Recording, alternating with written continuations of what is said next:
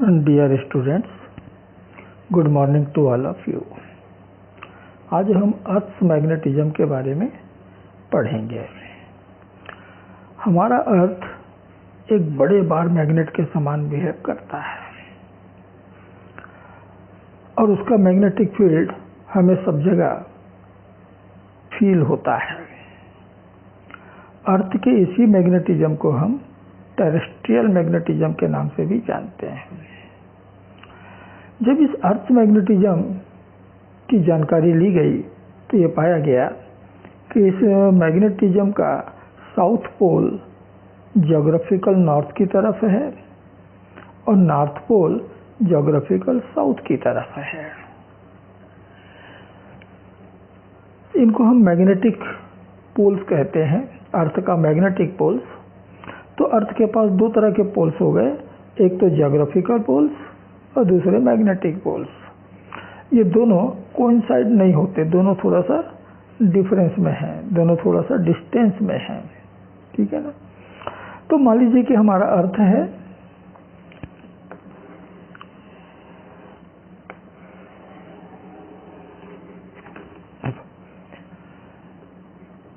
तो वो imaginary line जिसके चारों तरफ पृथ्वी घूम रही है उसको हम कहते हैं ज्योग्राफिकल एक्सिस। और ये ज्योग्राफिकल एक्सिस अर्थ के जिन पॉइंट से होकर के गुजरता है उनको हम कहते हैं geographical north and geographical south. Poles के नाम से जानते हैं, नॉर्थ पोल हो गया, ये साउथ पोल हो गया, ठीक है। तो अर्थ के मैग्नेटिज्म का जो साउथ पोल है वो ज्योग्राफिकल नॉर्थ की तरफ है और थोड़ा सा डिस्टेंस पे है, इस तरह से। तो ये साउथ पोल हो गया, साउथ पोल हो गया और इधर नॉर्थ पोल है। दोनों ज्योग्राफिकल पोल को मिलाने वाली लाइन को हम कहते हैं ज्योग्राफिकल एक्सिस।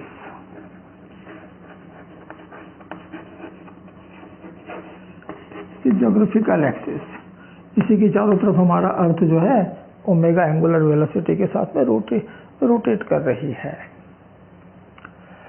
तो दोनों मैग्नेटिक पोल्स को मिलाने वाली जो लाइन है it is called magnetic axis.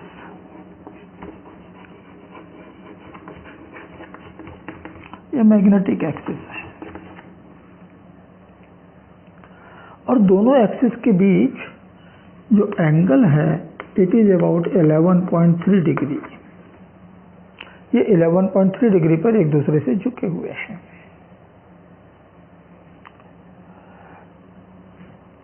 तो एक्सिस के परपेंडिकुलर लाइन को हम कहते हैं इक्वेटर। तो अर्थ के पास दो इक्वेटर हो गए जो सेंटर से होकर के जाती है। एक हो गया ये geographical axis equator, geographical equator, ये ज्योग्राफिकल एक्सिस के परपेंडिकुलर होगा। तो दूसरा हो गया मैग्नेटिक इक्वेटर।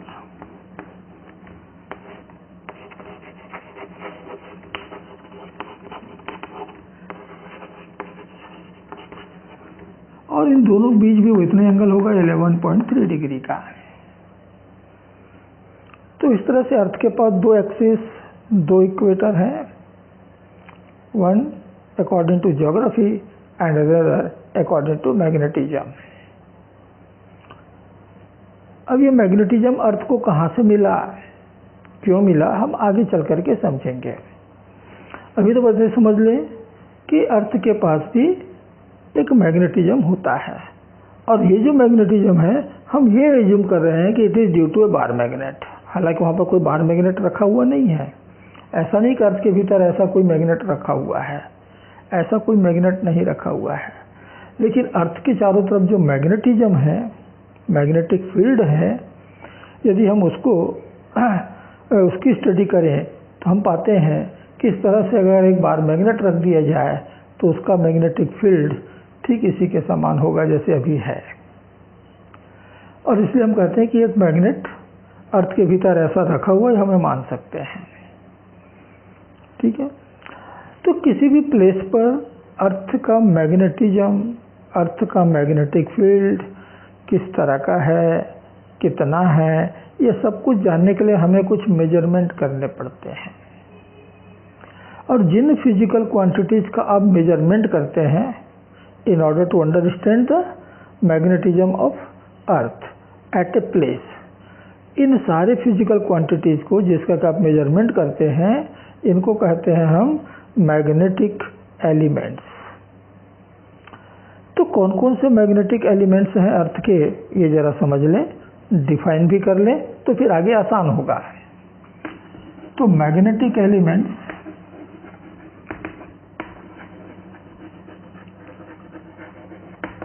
ऑफ अर्थ, तो पहला है ज्योग्राफिकल मेरिडियन। ज्योग्राफिकल मेरिडियन किसको कहते हैं?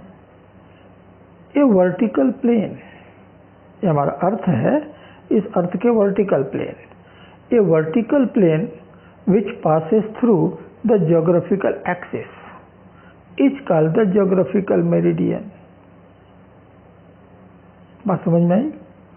एक परपेंडिकुलर प्लेन है, अर्थ के परपेंडिकुलर एक प्लेन है, जैसे दीवार हमारी, इसी तरह का एक प्लेन है जिसको अगर हम नीचे लेते जाएं तो इसी प्लेन में आपका ज्योग्राफिकल एक्सिस होगा। ये ज्योग्राफिकल एक्सिस इसी प्लेन में होगा। तो अर्थ तो ऐसा पूरा एक स्फीयर है, उसके ऊपर है परपेंडिकुलर सरफेस।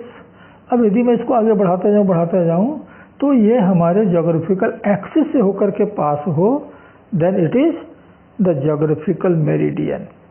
तो ये vertical plane which passes through the geographical axis is called the geographical meridian। ठीक है, a vertical plane which passes through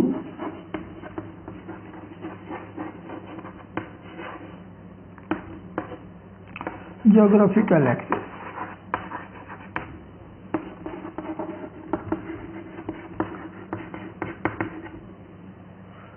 is called the geographical meridian।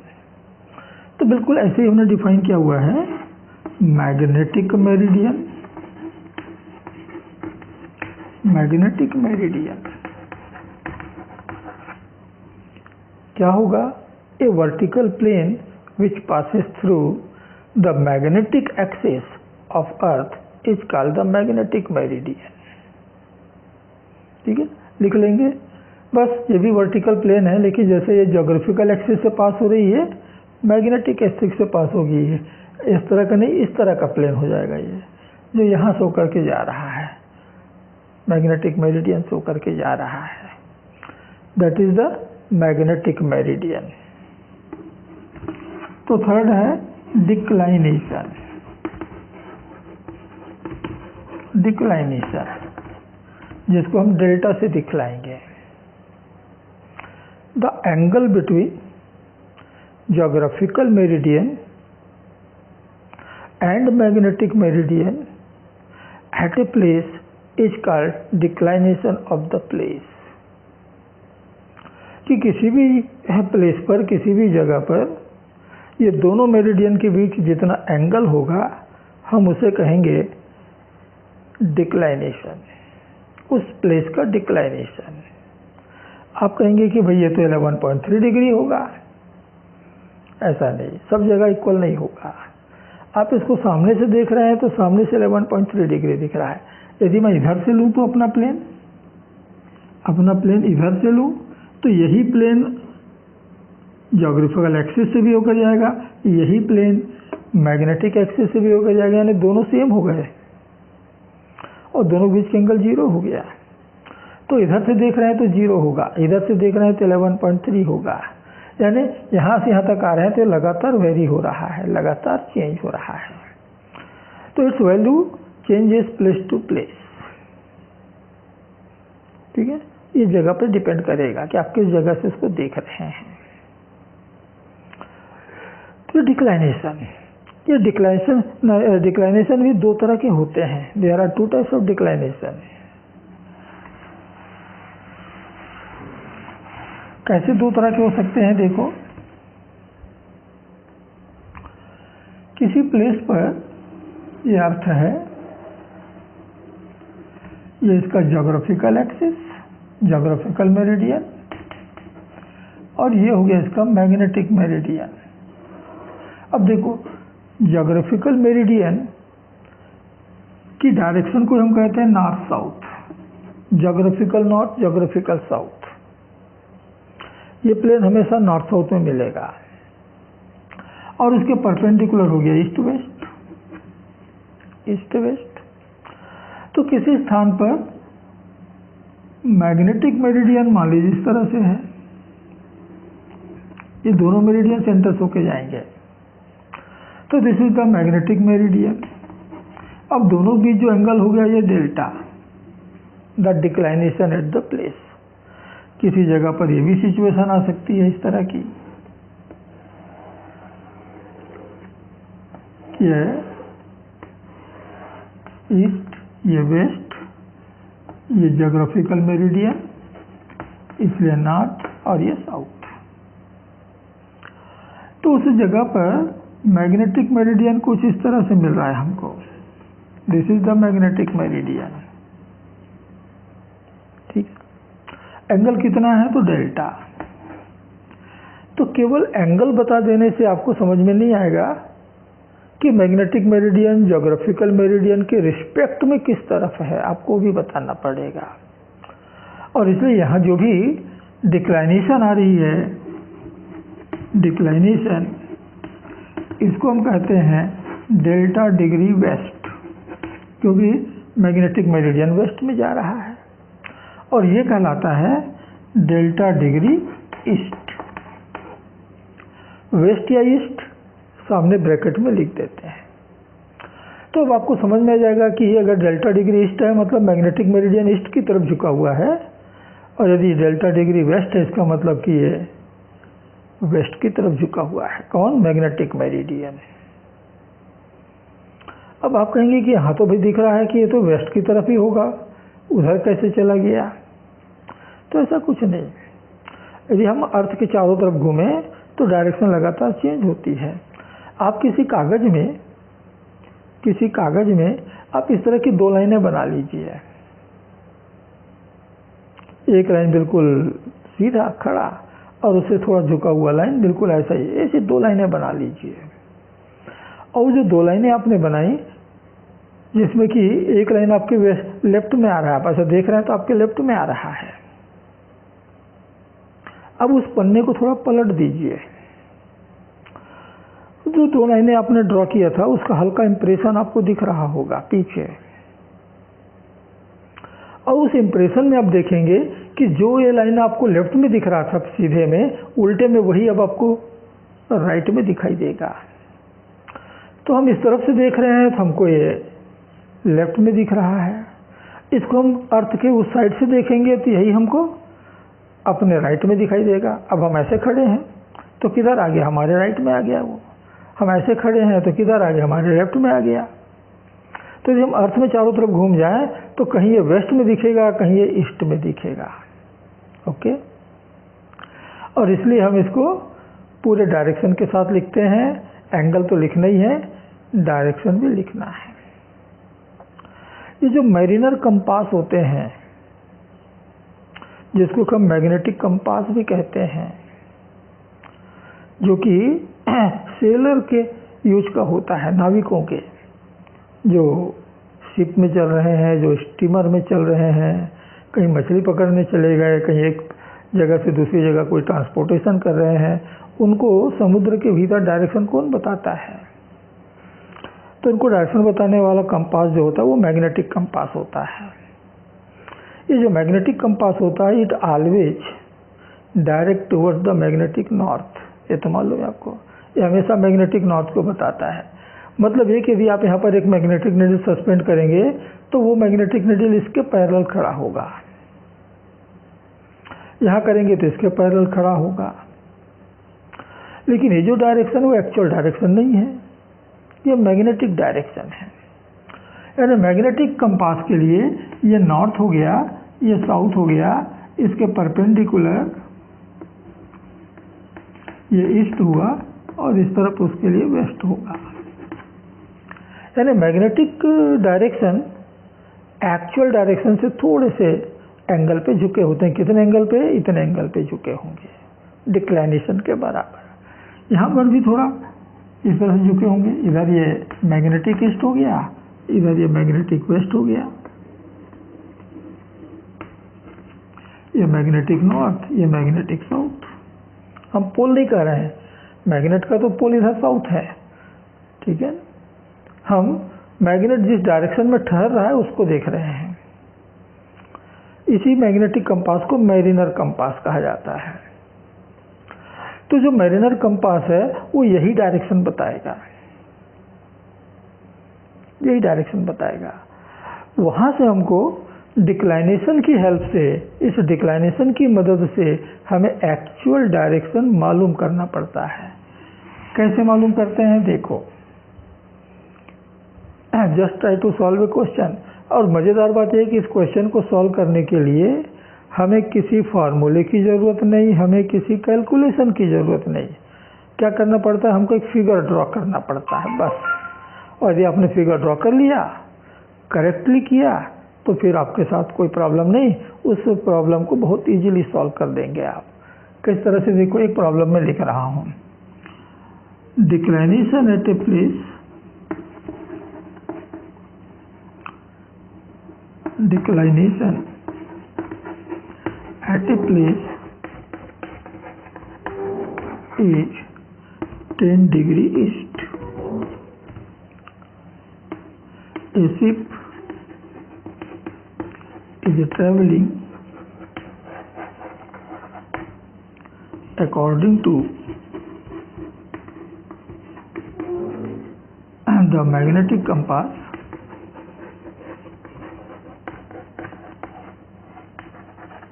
according to the magnetic compass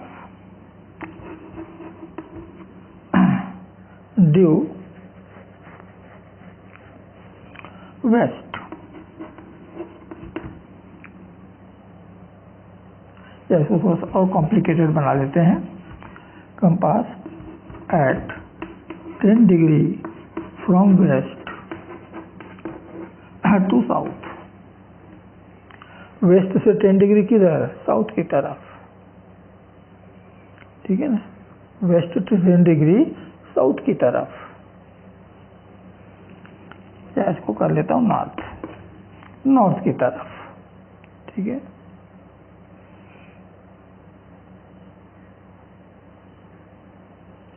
नहीं, ठीक है, south. Find actual direction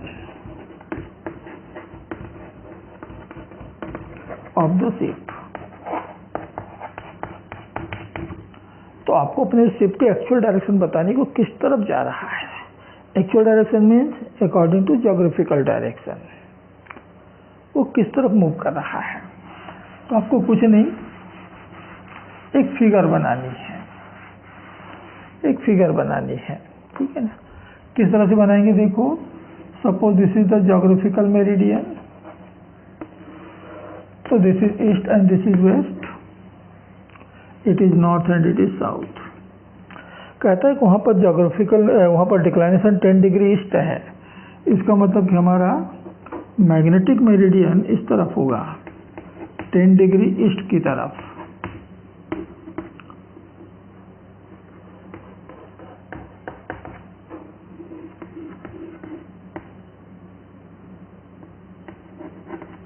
ऐसा, हालांकि 10 degree नहीं, बहुत ज़्यादा है, लेकिन मान लेते हैं, चलिए ऐसा है। तो वो शिप जो है किस तरफ जा रहा है? तो कहता है 10 degree from west to south. तो ये वेस्ट, और वेस्ट से साउथ मान इस तरफ आएंगे आप, वेस्ट से साउथ मान इस तरफ आना होगा, वेस्ट से नॉर्थ मान उस तरफ जाना होगा। तो 10 degree from west to south, तो मैग्नेटिक कंपास के लिए तो यही आपका वेस्ट है, W डैश। इससे 10 डिग्री, तो 10 डिग्री इस तरफ आ गया, और वेलोसिटी इस तरफ हुआ। It means the ship is moving along west, वो वेस्ट की तरफ जा रहा है। यही हो जाता मान लीजिए कि 5 degree from west to south, तो 5 डिग्री का मतलब अब हमारा शिप जो है वेस्ट से 5 डिग्री पर ऐसा जा रहा है इस तरफ, 5 डिग्री टूवर्ड साउथ, ये साउथ की तरफ, तो वेलोसिटी इस तरफ है। तो एक्चुअल डायरेक्शन क्या हो गया? तो भाई पूरा एंगल तो 10 डिग्री का है, उसमें से 5 डिग्री हुआ तो इतना बच गया 5 डिग्री। तो actual direction of motion of the ship is 5 degree from west to north, 5 degree from west to north. आपको फिगर बनाना है और वहां से उस डायरेक्शन को डिफाइन करना है। डायरेक्शन हमेशा 2 डायरेक्शन से, एंगल हमेशा 2 डायरेक्शन से दिया जाता है कि कहाँ से एंगल बन रहा है और किसकी तरफ बन रहा है। जैसे ये एंगल क्या हुआ, 10 degree from north to east, 10 degree from north to east, east की तरफ बन रहा है। ये एंगल क्या हुआ, 10 degree from east to south, south की तरफ बन रहा है। ये एंगल क्या हुआ, 10 degree from west to north. ये एंगल क्या हुआ, 5 degree from west to north. इधर वाला एंगल क्या हुआ, 5 degree from west to south. इस तरह से आपको एक्चुअल डायरेक्शन बताना है अकॉर्डिंग टू ज्योग्राफिकल डायरेक्शन। ठीक है, तो ज्योग्राफिकल डायरेक्शन ये है सब, ईस्ट वेस्ट नॉर्थ साउथ। यहाँ से आपको लेना है तो यहाँ से 5 डिग्री पे मिला है, किधर मिला है, नॉर्थ की तरफ, तो जहाज किधर जा रहा है, 5 degree from west to north. तो in this way you can find the actual direction of a ship और स्टीमर जो भी है। ठीक है, वो अपने एक्चुअल डायरेक्शन ऐसे ही कैलकुलेट करते हैं। तो उनके लिए डिक्लाइनेशन बहुत इंपॉर्टेंट है कि वो जहाँ चल रहे हैं वहाँ का डिक्लाइनेशन कितना उनको मालूम होना चाहिए, तब वो एक्चुअल डायरेक्शन मालूम कर पाते हैं। तो ये है declination.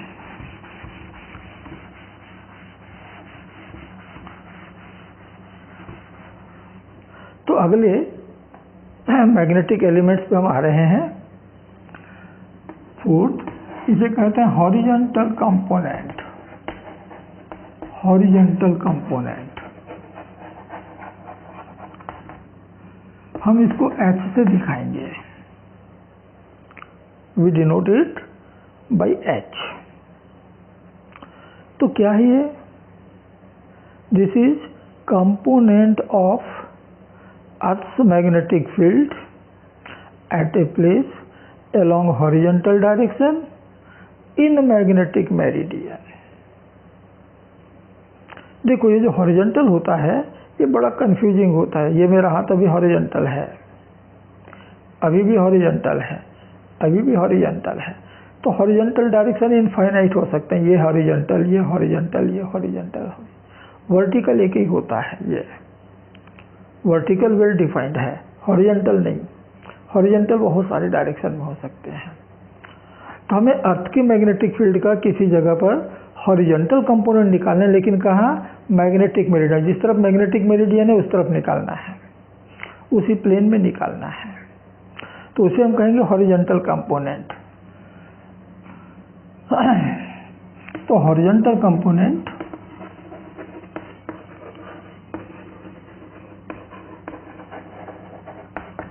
of Earth's magnetic field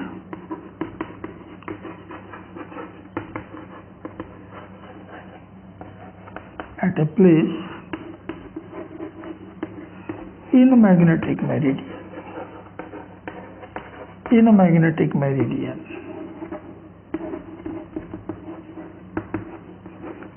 is called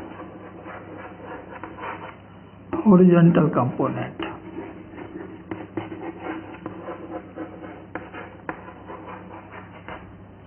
ये हॉरिजॉन्टल कंपोनेंट होगा। ठीक, तो fifth, vertical component.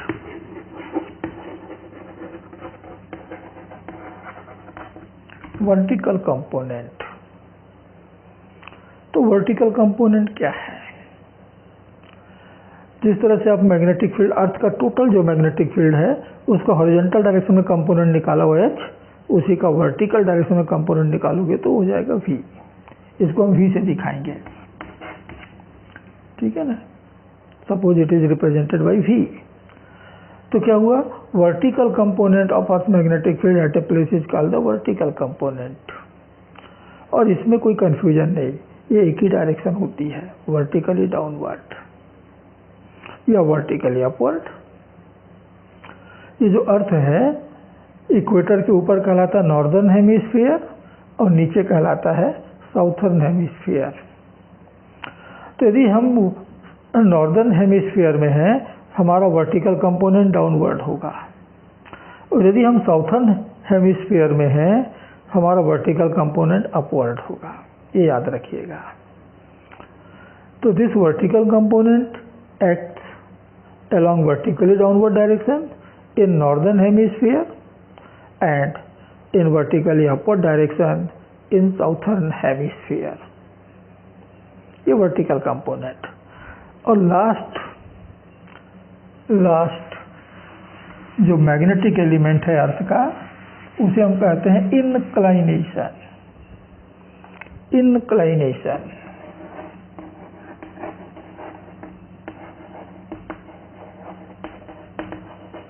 Are deep और दिखाएंगे इसको हम थीटा से। क्या है, angle between total magnetic field and horizontal component eight a place is called the inclination और डीप ऑफ द प्लेस। ठीक है, तो दिस इज एंगल बिटवीन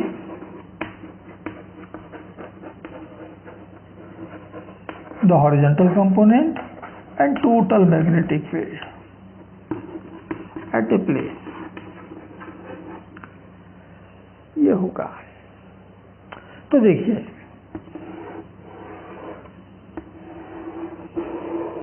ये एक वर्टिकल प्लेन है जो मैग्नेटिक मेरिडियन को दिखलाता है।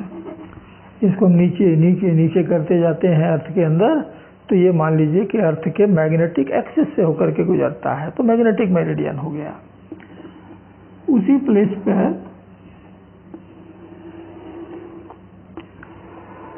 ये मान लीजिए ज्योग्राफिकल मेरिडियन है। Both are a vertical plane, both are a vertical plane. अब इन दोनों बीच जो एंगल हो गया, this is the declination, right. वहां मान लीजिए कि अर्थ का टोटल मैग्नेटिक फील्ड इस डायरेक्शन में है,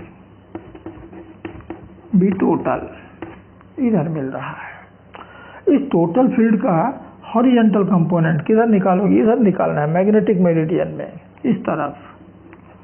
तो ये हमारा H हो गया, और इसी टोटल फील्ड का वर्टिकल कंपोनेंट इस तरफ आएगा भी,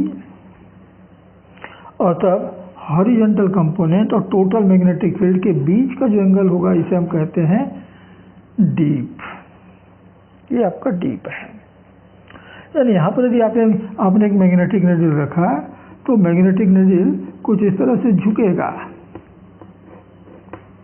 इस तरह से झुक जाएगा। कितने एंगल से झुक जाएगा, जैसे आप मैग्नेटिक रखो तो ऐसा झुक जाएगा वो।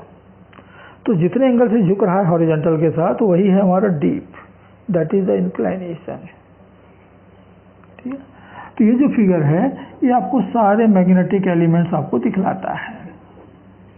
दो एंगल, दो प्लेन, दो एंगल, दो प्लेन और दो कंपोनेंट।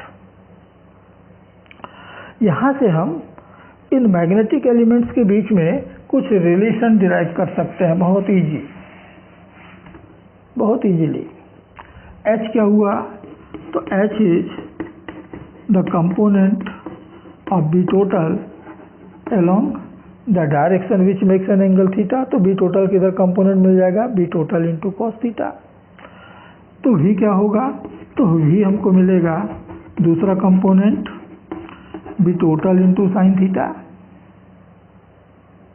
ठीक है, हम दोनों को स्क्वायर करके जोड़ दें, तो हमको मिल गया बी टोटल का स्क्वायर, क्योंकि cos square theta plus sine square theta तो 1 हो जाता है।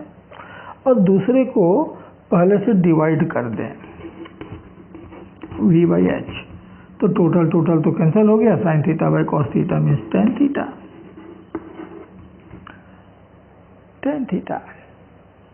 तो किसी भी जगह पर यदि आपको डीप निकालना है, इंक्लाइनेशन मालूम करनी है, तो आपको ये दो कंपोनेंट मालूम करने होंगे। और ये दो कंपोनेंट यदि आपने मालूम कर लिए, करेक्टली मालूम कर लिए, तो आपको थीटा मिल जाएगा। मैं करेक्टली इसलिए कह रहा हूँ कि जो हॉरिजॉन्टल कंपोनेंट है, ये मालूम करने में हम मिस्टेक कर सकते हैं, हमसे एरर हो सकती है। यदि हमने मिस्टेक कर दिया, हमसे एरर हो गई, इसका मतलब कि वो सही डीप नहीं होगा, उसको कहते हैं अपरेंट डीप। यानी आपने गलत डायरेक्शन में एच मालूम किया, मालूम करना था इधर, मालूम कर लिया इधर, डायरेक्शन आपकी थोड़ी सी बदल गई, तो एच की वैल्यू बदल जाएगी, एच की वैल्यू बदल थीटा बदल जाएगा। थीटा बदल गया माने वो करेक्ट डीप नहीं है, उसको हम कहते हैं अपरेंट डीप। तो इन दोनों में हमने एक रिलेशन निकाला, the real deep and apparent deep.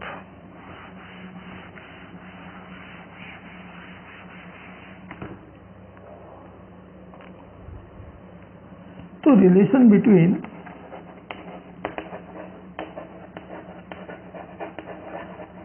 Real and apparent deep,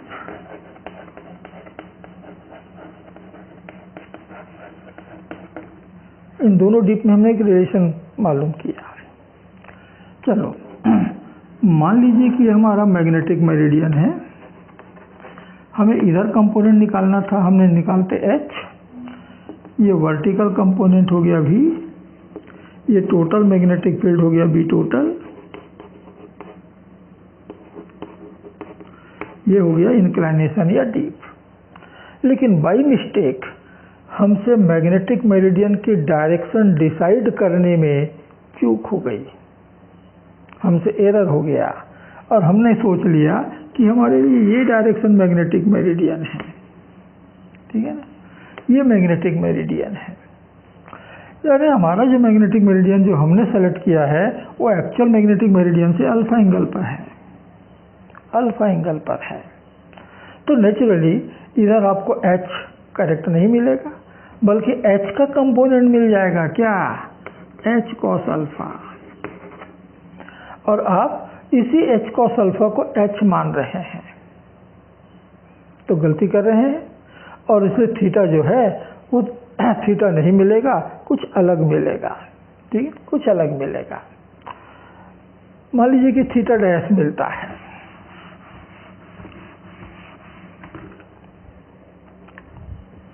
तो लेट अपरेंट डीप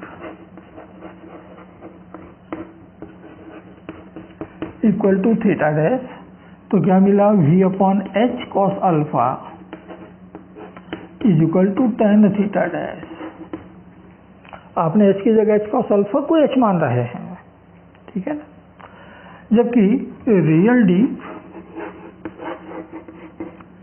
यदि थीटा है तो V by H equal to tan theta. तो मैं V बाई एच की वैल्यू यहाँ से इस इक्वेशन में रख सकता हूँ, तो रख देते हैं वहाँ पर। तो क्या मिला, tan theta by cos alpha equal to tan theta dash, and therefore tan theta is equal to tan theta dash into cos alpha. तो ये है रियल डीप और अपरेंट डीप में रिलेशन, ये रियल डीप और अपरेंट डीप में relation है। ठीक है, कॉम्पिटिटिव एग्जाम्स में यहाँ से क्वेश्चन आते रहते हैं। तो बहुत सिंपल सा रिलेशन है, you can easily derive this formula. यहाँ तक कि आपको एग्जामिनेशन हॉल में अगर थोड़ा कन्फ्यूजन आ रहा है तो आप वहाँ पर डिराइव कर सकते हैं। ये फिगर बनाइए और डिराइव कर लीजिए, एकदम आसान। तो ये है magnetic elements of earth magnetism and relation between these magnetic elements। इन सब के बीच में कोई रिलेशन मिल जाता है। ठीक है, तो बच्चों इस वीडियो में इतना ही। अर्थ मैग्नेटिज्म के बारे में कुछ और बातें आपको बतलानी है, लेकिन वो मैं नेक्स्ट वीडियो में बतलाऊंगा, अगले वीडियो में बतलाऊंगा। तब तक आप सबको मेरा नमस्कार, जय हिंद।